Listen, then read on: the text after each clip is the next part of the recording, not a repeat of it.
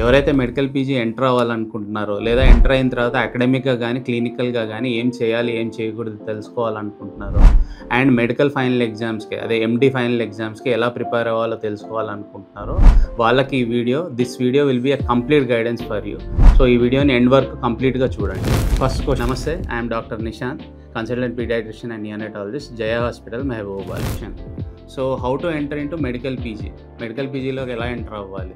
So ఇంతకుముందు అంటే మనకి ఎంసెట్ అవన్నీ ఉండేవి, కానీ ఇప్పుడైతే కంప్లీట్గా యూనిఫామ్గా ఎన్ఎంసీ వాళ్ళు మనకి నీట్ పీజీ అనేది కండక్ట్ చేస్తున్నారు. సో నీట్ పీజీ త్రూనే మనం మెడికల్ పీజీలోకి ఎంటర్ అవ్వాలన్నమాట. So subject or college which one to prefer అనేది చాలా పెద్ద ప్రాబ్లం స్టూడెంట్స్కి. అయితే ఇక్కడ మనం తెలుసుకోవాల్సింది ఏంటి అంటే అండర్ గ్రాడ్యుయేట్స్ అంటే ఎంబీబీఎస్లో ఎంటర్ అయ్యేటప్పుడు మనం ఎప్పుడు కూడా కాలేజ్నే ప్రిఫర్ చేసుకోవాలి. ఎందుకంటే అక్కడ సబ్జెక్ట్స్ అనేవి అందరికీ కామన్, యూనిఫామ్ కాబట్టి అక్కడ మనం ఎప్పుడైనా కాలేజెస్ చూస్ చేసుకోవాలి. అదే మనం పోస్ట్ గ్రాడ్యుయేషన్లో వచ్చేప్పటికి ఇఫ్ మీకు మంచి కాలేజ్ అండ్ మంచి సబ్జెక్ట్ మీకు కావాల్సిన సబ్జెక్ట్ వస్తుందంటే ఆబ్వియస్లీ అది చూస్ చేసుకోవచ్చు. లేదు అని అంటే always choose subject over college అండి. బికాజ్ ఈ సబ్జెక్ట్ అనేది మీకు లైఫ్ లాంగ్ ఉండిపోతుంది మీతో పాటు. కాలేజ్ అనేది 3 years మాత్రమే ఉంటుంది. So always choose subject over college in your post graduation. So what should you exactly do in post graduation? So post గ్రాడ్యుయేషన్లో ఏం చేయాలి? దీన్ని మనం 2 విధాలుగా చూడవచ్చు. ఒకటి క్లినికల్ వర్క్, ఒకటి academic work. So clinical work వచ్చేసి మార్నింగ్ రౌండ్స్ కానీ, కేస్ షీట్స్ రాయడం కానీ, మానిటరింగ్ ఆఫ్ ద పేషెంట్స్ కానీ, లేదంటే నైట్ డ్యూటీ కానీ, ఇవన్నీ కూడా మన క్లినికల్ వర్క్ కిందకి వస్తాయి అన్నమాట. అకాడమిక్ వర్క్ వచ్చేప్పటికి మెయిన్గా మనకి థీసిస్ ఒకటి ఉంటుంది, next seminars, case presentations and journal clubs. So these are the works you are expected to do in post graduation. How to deal with thesis? So thesis work కోసం ప్రతి స్టూడెంట్కి ఒక గైడ్ని అలాట్ చేస్తారండి యూనివర్సిటీ వాళ్ళు. So వాళ్ళు మిమ్మల్ని throughout the thesis work మిమ్మల్ని గైడ్ చేస్తూ ఉంటారు, ఎలా టాపిక్ తీసుకోవాలి, ఎలా ఫర్దర్గా ప్రొసీడ్ అవ్వాలని చెప్పి. మీరు ఇక్కడ గుర్తుపెట్టుకోవాల్సిన పాయింట్ ఏంటంటే మనకు లాస్ట్ 3 yearsలో మీ థీసిస్ టాపిక్ అనేది ఎక్కడ రిపీట్ అయి ఉండకూడదు సేమ్ యూనివర్సిటీలో. And most important thing is mostly మీకు ఇన్వెస్టిగేషన్స్ తక్కువ ఉన్న టాపిక్స్ తీసుకుంటే మంచిది. Another thing is drug comparison ఆ డ్రగ్ ట్రయల్స్ ఉన్నాయి తీసుకోకపోవడం చాలా మంచిది. How to deal with seminars and journal clubs? So seminars అంటే మీకు ఒక టాపిక్ అలాట్ చేస్తారండి. సో ఆ టాపిక్ ఒక మోడరేటర్ని కూడా అలాట్ చేస్తారు. సో వాళ్ళు గైడ్ చేస్తారు ఎలా చేయాలి ఆ టాపిక్ ఏంటనేది. పాయింట్ ప్రజెంటేషన్ అనేది ప్రిపేర్ చేస్తారు. ప్రిపేర్ చేసి మీ డిపార్ట్మెంట్ ముందు ప్రజెంట్ చేయాలన్నమాట. సో రిగార్డింగ్ దట్ టాపిక్ మిమ్మల్ని క్వశ్చన్స్ అనేది అడుగుతారు. Next journal clubs. Journal clubs అంటే మీకు any authentic websites like IAP కానీ, ఐజేపీపీ కానీ, లేదా any other different national and international websites నుంచి మీరు ఒక 2 ఒరిజినల్ ఆర్టికల్స్ లేదా 1 original article depending upon your interest of your moderator తీసుకొని, ఇంకోటి 1 కేస్ రిపోర్ట్ తీసుకొని మీ డిపార్ట్మెంట్ ముందు ప్రజెంట్ చేయాలన్నమాట. అంటే కన్సైజ్గా ఒక పీపీటీలా ప్రిపేర్ చేసి డిపార్ట్మెంట్ ముందు ప్రజెంట్ చేయాలన్నమాట. So regarding all these topics మీకు క్వశ్చన్స్ అనేవి అడుగుతారన్నమాట. How to deal with case presentations? So case presentations అంటే మీకు ఒక కేసు అలాట్ చేస్తారండి. అది మీరు బెడ్ సైడ్ వచ్చి ప్రజెంట్ చేయాలన్నమాట బిఫోర్ యువర్ డిపార్ట్మెంట్. పీజీస్ కానీ, హెచ్ఓడీస్, ఆల్ ద ప్రొఫెసర్స్ ఉంటారు, మిమ్మల్ని క్వశ్చన్స్ అడుగుతూ ఉంటారు. మీరు డైరెక్ట్గా పేషెంట్ మీద బెడ్ సైడ్ ప్రజెంట్ చేయాలన్నమాట కేస్ని. రిగార్డింగ్ కేస్ ప్రజెంటేషన్స్ మనకి లాంగ్ కేసెస్, షార్ట్ కేసెస్ ఉంటాయండి. సో మనం first head to toe examination చేస్తాం, తర్వాత general examination, next systemic examination చేస్తాం అన్నమాట. సో డీటెయిల్ ఎగ్జామినేషన్ చేసిన తర్వాత బెడ్ సైడే మనల్ని క్వశ్చన్స్ అడుగుతారు regarding what case we took, దాని ఇంపార్టెన్స్ ఏంటి, ఎందుకు ఈ సిస్టమ్ చూసావు, ఎందుకు ఈ సిస్టమ్ చూసావు, నెగిటివ్ హిస్టరీ ఏం తీసుకున్నావు, ఇలా అన్ని క్వశ్చన్స్ అడుగుతుంటారు అనమాట. So this is briefly about case presentation. What to read and how to read?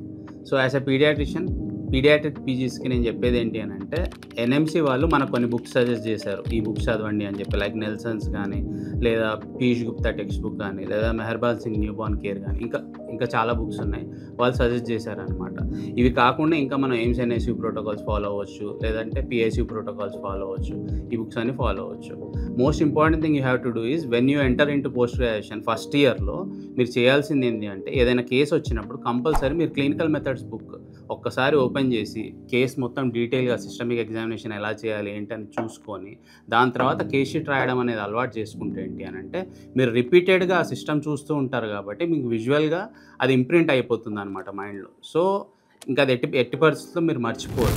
How to prepare for the final MD exams? So final MD exams వచ్చి మనకి థియరీ ఒకటి, ప్రాక్టికల్ ఒకటి ఉంటుందండి. సో ఈ మధ్య ప్రాక్టికల్స్ కూడా 400 మార్క్స్‌కి చేశారు. థియరీ 400 మార్క్స్‌కి ఉంటుంది. ప్రాక్టికల్ 400 మార్క్స్‌కి ఉంటుంది.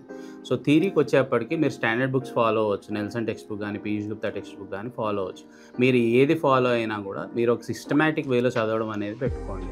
And most important thing is revision at least for 3-4 times అనేది మ్యాండేటరీగా చేసుకోవాలి. ఎవ్రీ క్వెషన్ 3-4 టైమ్స్ మీరు రిపీటెడ్‌గా రివిజన్ చేస్తూ ఉంటే గానీ మీకు ఆ క్వెషన్ అనేది మీకు ఎగ్జామ్‌లో స్ట్రైక్ అవ్వదు.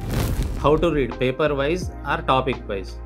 నా ఉద్దేశంలో ఎప్పుడైనా సరే పేపర్ వైజ్ చదవాలండి. ఎందుకనంటే మనం క్వెషన్స్ వైజ్ చదువుకుంటూ పోతే అప్పుడే మనకి పర్టికులర్ సిస్టమ్‌లో ఈ క్వెషన్స్ ఉన్నాయి. పర్టికులర్ సిస్టమ్‌లో ఈ క్వెషన్స్ ఉన్నాయి. ఈ క్వెషన్స్ అడుగుతున్నారు రిపీటెడ్‌గా అనేది మనకు అర్థమవుతుంది. So generally last 5 years KNR UHS papers, last 5 years NTR UHS papers, ఈ పేపర్స్ తీసుకొని క్లబ్ చేసుకొని మనం ఈ 10 ఇయర్ క్వెషన్ పేపర్స్ చదివామంటే ఆల్మోస్ట్ ఆల్ మనకు అన్ని క్వెషన్స్ కవర్ అయిపోతాయి అన్నమాట.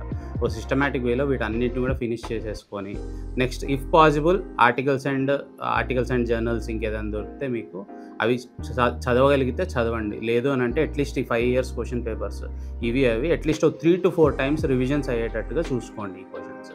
అండ్ ఇంకో ఇంపార్టెంట్ థింగ్ ఏంటి అని అంటే క్వెషన్ పేపర్స్ ఎందుకు చదవమని అంటున్నానంటే మీకు ఎగ్జామ్లో ఎక్కడ కూడా ఒక సిస్టమ్ నుంచి పలానా ఒక 3-4 క్వెషన్స్ వరుసగా ఇచ్చి ఇంకో 3-4 క్వెషన్స్ ఇంకో సిస్టమ్ నుంచి అలా ఇవ్వరు. ఒక సిస్టమ్ నుంచి ఒక క్వెషన్ ఇస్తారు, ఇంకో సిస్టమ్ నుంచి ఇంకో క్వెషన్ ఇస్తారు. సో మీరు చదివేటప్పుడే ఈ జంబ్లింగ్ వేలో చదువుకుంటూ వెళ్తే మీ కాన్సన్ట్రేషన్ కూడా బెటర్గా ఇంప్రూవ్ అవుతుందన్నమాట. సో రీటైనింగ్ కెపాసిటీ కూడా బెటర్గా ఇంప్రూవ్ అవుతుందన్నమాట. సో ఎప్పుడు కూడా question paper wise చదవడమే better.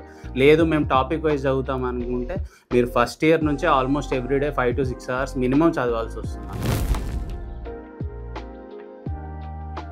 So మనకి పీడియాట్రిక్స్ సంబంధించి 4 పేపర్స్లో డివిజన్ ఎలా ఉంటుంది అనేది చూద్దాం. ఫస్ట్ పేపర్ వచ్చి మనకి బేసిక్ మెడికల్ సైన్సెస్ ఉంటుంది. సో ఫ్రమ్ ఫస్ట్ ఇయర్ నుంచి 4th ఇయర్ వరకు అంటే ఫైనల్ ఇయర్ వరకు మనకి ఏ క్వెషన్స్ అయినా అడగొచ్చు అనమాట ఫస్ట్ పేపర్లో. సెకండ్ పేపర్ వచ్చేసి న్యూబార్న్, అదే నియోనటాలజీ ఉంటుంది, social paediatrics, growth and development, next child psychiatry. ఇవి second paper topics. Third paper వచ్చేప్పటికి immunology, nutrition, infant feeding, next immunisation. ఇవి third paper topics.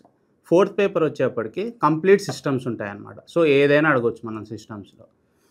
So division అయితే ఇలా ఇస్తాడు కానీ మనకి యూనివర్సిటీలో, బట్ ఆల్మోస్ట్ ఆల్ మన రిమోట్ మెమరీని టార్గెట్ చేసేటట్టే అన్ని పేపర్స్లో మిక్స్ చేసి అడుగుతూ ఉంటారనమాట క్వశ్చన్స్. సో మీరు చదివేటప్పుడు కూడా ఫస్ట్ పేపర్ ఫోర్త్ పేపర్ కలిపి చదువుకోవడం better, second paper third paper కలిపి చదువుకోవడం better. Because first paper fourth పేపర్కి ఉన్న డిఫరెన్స్ ఏంటి? Embryology part and fluid and electrolytes part mostly. So first paper fourth paper కలిపి చదువుకోవడానికి ట్రై చేయండి.